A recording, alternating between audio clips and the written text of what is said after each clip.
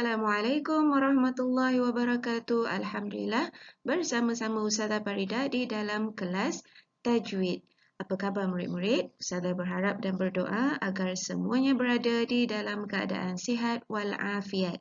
Sebelum kita mulakan kelas, mari kita bersama-sama membaca doa mula belajar. Allahumma ftah alaina hikmataka wanshur alaina min khazaini rahmatika ya arhamar rahimin. Rabbi shrah li sadri wa yassir li amri wahlul 'uqdatam min lisani yafqahu qawli. Rabbi zidni ilman warzuqni fahma. Amin. Semua orang dah bersedia untuk belajar? Jom kita mulakan. Murid-murid, pelajaran kita ialah hukum nun mati dan tanwin.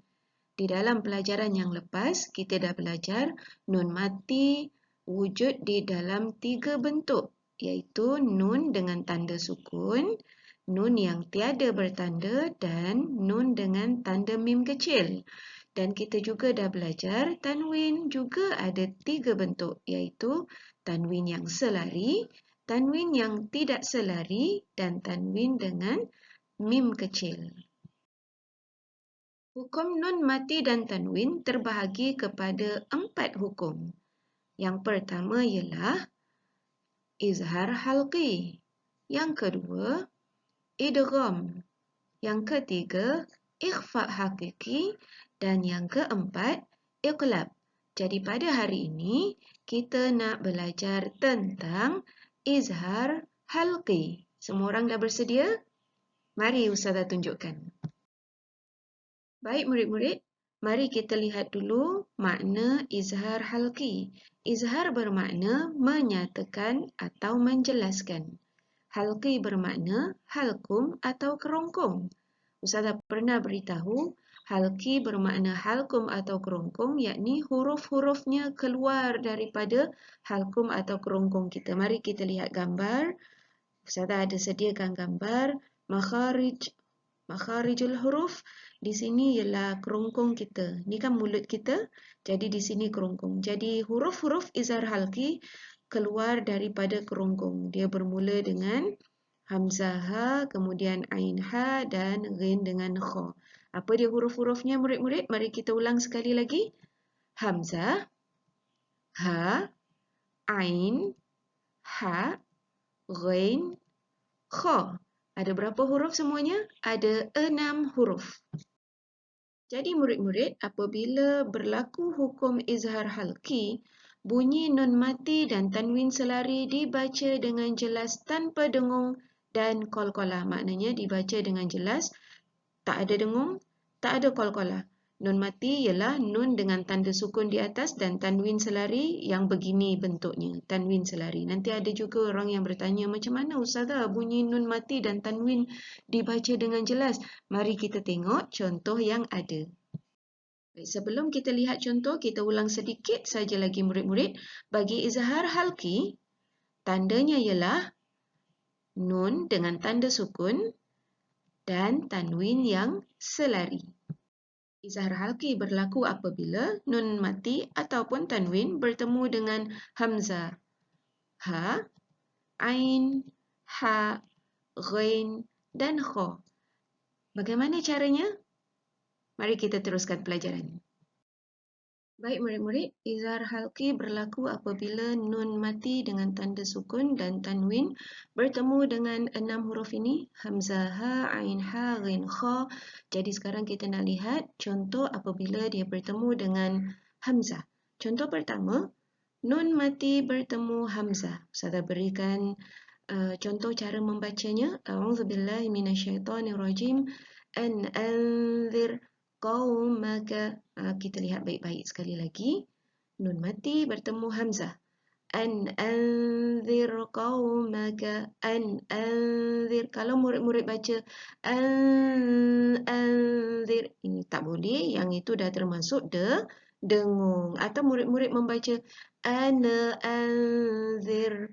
Ana anzir pun salah sebab itu dah termasuk qalqalah, bunyinya dilantunkan, tak boleh. So bila dia ada tanda yang seperti ini, nampak ni tanda sukun, dan dia bertemu dengan hamzah, maka berlaku izhar halqi. Nun mati mesti dimatikan, mesti dibunyikan dengan jelas. Anzir, anzir. Mari kita lihat apabila tanwin bertemu hamzah. Tempatnya kita nampak ada di sini, tanwin bertemu hamzah. Ainin aniyah, ainin aniyah. Yang ini pun ada tanda sukun, so kita kena bunyikan dengan jelas.